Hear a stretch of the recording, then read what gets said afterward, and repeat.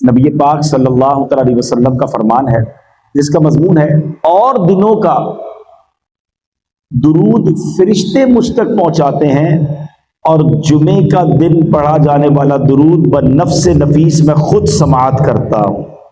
یعنی آقا براہ راست جمعے کا درود جو ہے وہ سماعت فرماتے ہیں. تو ہمیں چاہیے کہ جمعے کے دن کثرت کے ساتھ درود پاک پڑھیں، محبت کے ساتھ بآواز بلند درود پاک پڑھ لیں. صلو علی الحبیب صلی اللہ تعالی علیہ.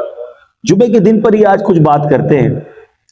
نارملی ہم جمعے کا دن ڈے آف فرائیڈے آرڈنری انداز میں گزار لیتے ہیں، تھوڑی سی کوشش کر کے جمعے کی نماز پڑھ لیتے ہیں، لیکن شاید یہ احساس نہیں ہوتا کہ یہ جمعہ ہمارے لیے کتنا بڑا رب کی طرف سے انعام ہے. جمعہ جو ہے وہ سید الایام ہے، تمام دنوں کا سردار ہے. جمعے کے دن جہنم کی آگ نہیں سلگائی جاتی. جمعہ کا جو دن ہوتا ہے اس کی رات کو دوزخ کے دروازے نہیں کھلتے. جمعے کے دن کو بروز قیامت دلہن کی طرح اٹھایا جائے گا. جو مسلمان جمعے کے روز انتقال کر جائے وہ شہید کا رتبہ پاتا ہے اور عذاب قبر سے محفوظ رہتا ہے. اور سبحان اللہ، جمعے کی ایک نیکی 70 نیکیوں کے برابر ہے. اسی لیے جب جمعے کے دن حج آتا ہے نا، اس کو حج اکبر کہتے ہیں، کیونکہ حج بھی 70 حج کے برابر ہو جاتا ہے. ایسی کوئی اسکیم آ جائے، ایسا کوئی معاملہ ہو جائے کہ یار فلاں دنوں کے لیے کوئی اسکیم ہے، یہ کام کرو گے تو پیسے ڈبل ہو جائیں گے، فلاں ملک میں ٹیکس کم ہو گیا تو وہاں سے گاڑی منگوا لو، فلاں ملک میں نیا ماڈل آیا ہے تو ادھر کوشش کرو تو زیادہ پیسے بچ جائیں گے.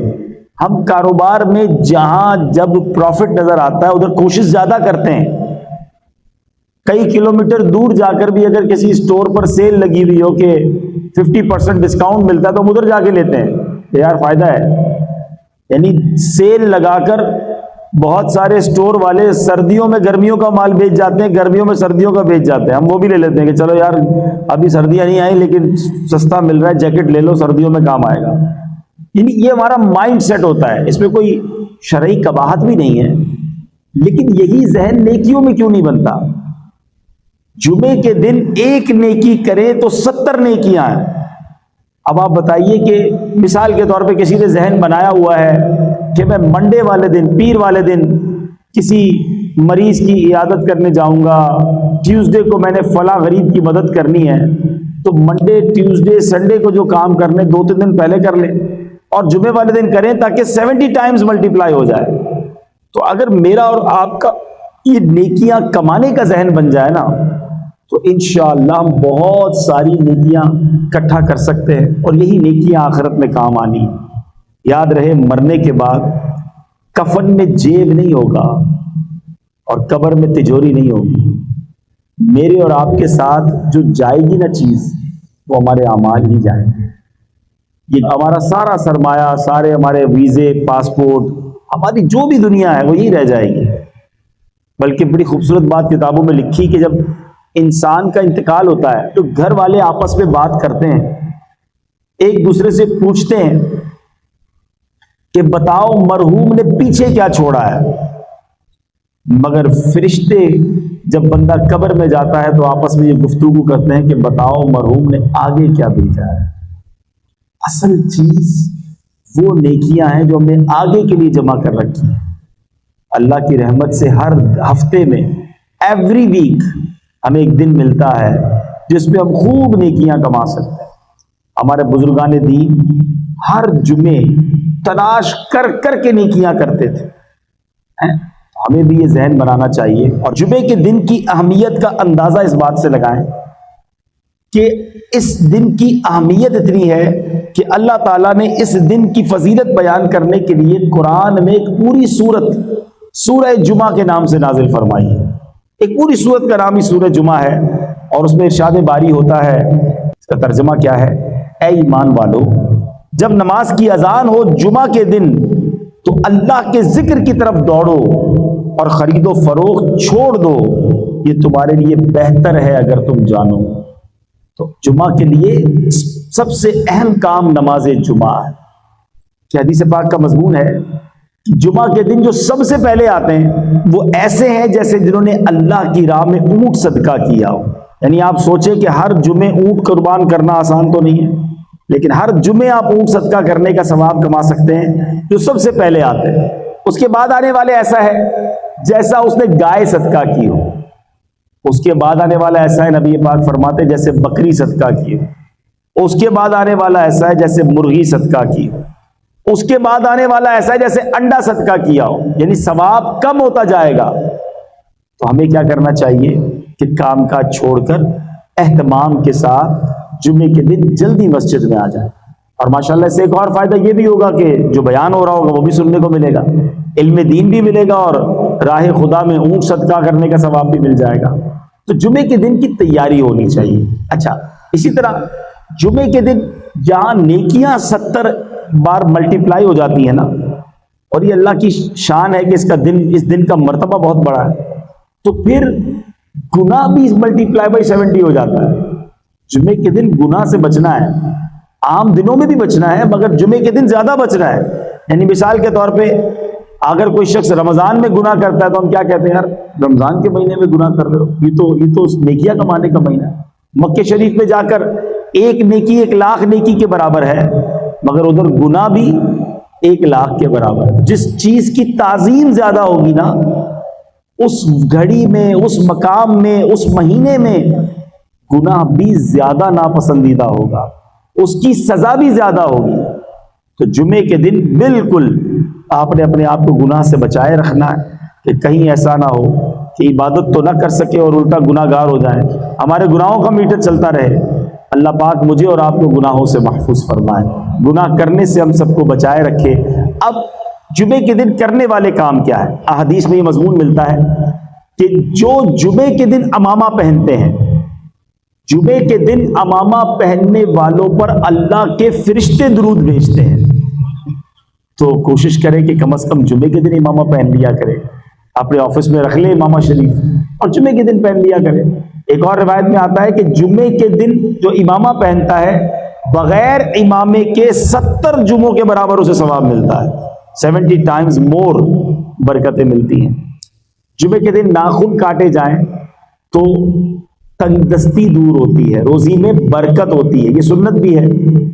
یاد رہے کہ ناخن 40 دن سے زیادہ نہیں بڑھنے چاہیے، اور جمعے کو کاٹیں تو انشاءاللہ اس سے تنگ دستی دور ہوگی، روزی میں برکت ہوگی انشاءاللہ. تو اللہ پاک ہمیں نیکیوں کا حریص بنا دے.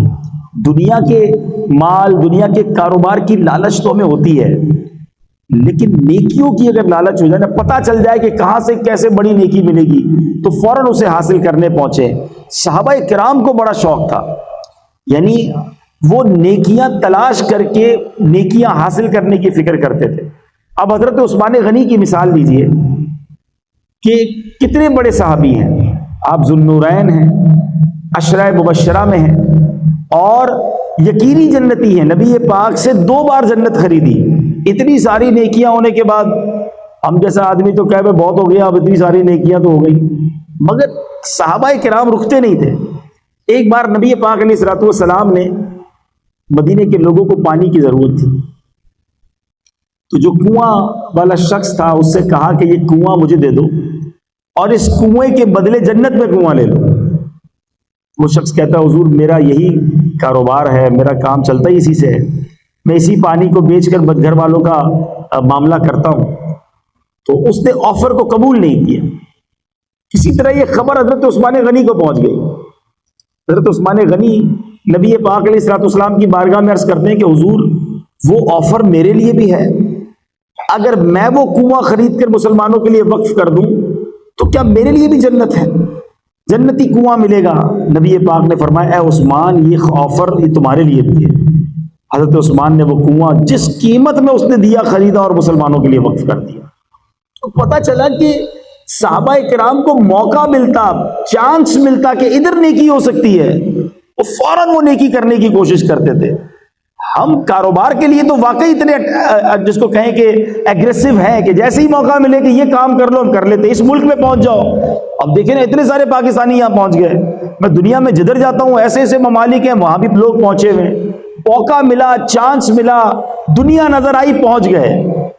لیکن کیا بالکل اسی طرح ہم آخرت کے لیے، نیکیوں کے لیے وقت نکالتے ہیں؟ بلکہ یہاں تو حال یہ ہے کہ 5 وقت نماز پڑھنے کے لیے وقت نہیں نکال پاتے۔ یہ درست نہیں ہے، یہ زندگی کا انداز اچھا نہیں ہے۔ مرنے کے بعد ہمارے اعمال ہی ہمارے کام آئیں گے۔ اور آج میں یہ چاہ رہا تھا کہ چونکہ جمعے پر ہی بات ہو رہی ہے تو آج جمعے کے خطبے پر بھی کچھ بات کی جائے۔ جمعہ کے خطبے میں ہم ایک اعلان بار بار سنتے ہیں، الا لا ایمان لمن لا محبت لا۔ کبھی میں آپ کو مشورہ بھی دوں گا کہ بچپن سے جمعے کا خطبہ ہم سن رہے ہیں، کئیوں کو تو یاد بھی ہو گیا ہوگا، مگر اس کا ترجمہ بھی تو کبھی پڑھ لیں کہ امام صاحب ہر جمعے خطبہ دیتے ہیں، اس میں کہتے کیا ہیں، فرماتے کیا ہیں، سناتے کیا ہیں۔ سنو اس کا مطلب کیا ہے، الا لا ایمان لمن لا محبت لا۔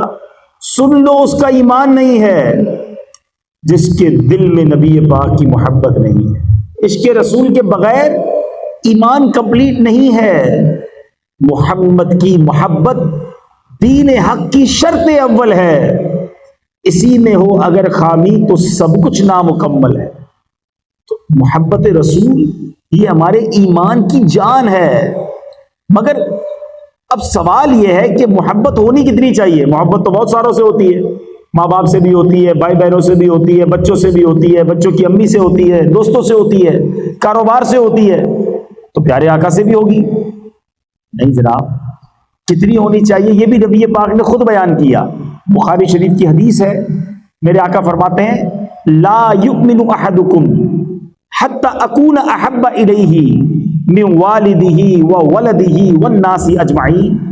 میرے آقا فرماتے تم میں سے کوئی اس وقت تک کامل مومن نہیں ہو سکتا جب تک میں اس کے نزدیک اس کی اولاد، اس کے والد اور تمام لوگوں سے زیادہ محبوب نہ ہو جاؤں۔ ٹاپ آف دا لسٹ، سب سے زیادہ نبی پاک سے محبت کرنی ہے، اور یہ ایمان کا تقاضا ہے۔ تم میں سے کوئی اس وقت تک کامل مومن نہیں ہو سکتا۔ تو یہ میلاد کا مہینہ پیارے آقا سے کنیکشن مزید مضبوط کرنے کا مہینہ ہے۔ لیکن اب سوال یہ ہے کہ ہم ہو سکتا ہے سارے لوگ کہیں کہ بھائی ہمیں بھی نبی پاک سے سب سے زیادہ محبت ہے۔ اگر یہ بات آپ کہتے ہیں، یہ دعویٰ آپ کرتے ہیں، تو دلیل ہے کہ نہیں؟ کیونکہ صرف زبانی کہنے سے تو نہیں ہوگا نا۔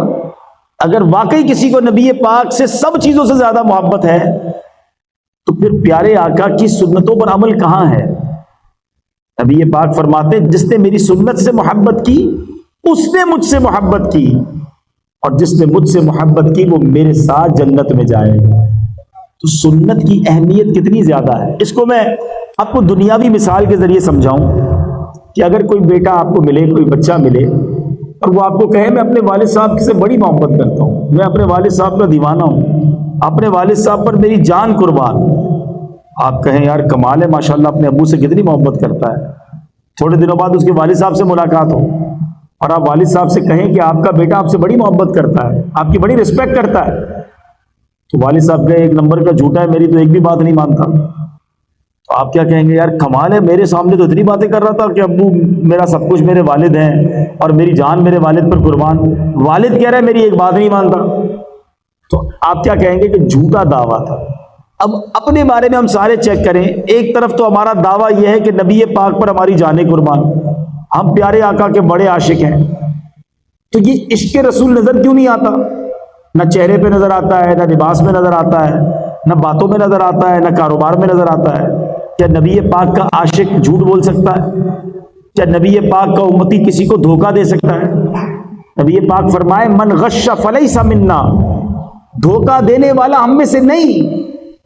پھر کیسا عشق رسول ہے کہ مسلمان بھی کہلاتا ہے دھوکہ بھی دیتا ہے، مسلمان بھی کہلاتا ہے گندی بری باتیں بھی کرتا ہے، مسلمان بھی کہلاتا ہے حرام بھی کماتا ہے، اپنے آپ کو نبی پاک کا عاشق بھی کہتا ہے اور بے حیائی کے کام بھی کرتا ہے، شرابی دوست بنائے ہوئے ہیں، معاذ اللہ خود بھی شراب کے اڈوں پہ جاتا ہے۔ تو خود سوچئے آپ کہ یہ عشق رسول نہیں ہے۔ عشق رسول یہ ہے کہ مجھے بتانا نہ پڑے میں مسلمان ہوں، میں نبی پاک کا امتی ہوں، مجھے دیکھ کر پتا چل جائے کہ یہ کس کا غلام جا رہا ہے۔ شاعر لکھتے ہیں نا، فنا اتنا تو ہو جاؤں میں تیری ذات عالی میں، آقا جو مجھ کو دیکھ لے اس کو تیرا دیدار ہو جائے۔ ہمیں دیکھ کر پتا چل جائے یہ کس کا امتی ہے، یہ کس کا غلام ہے۔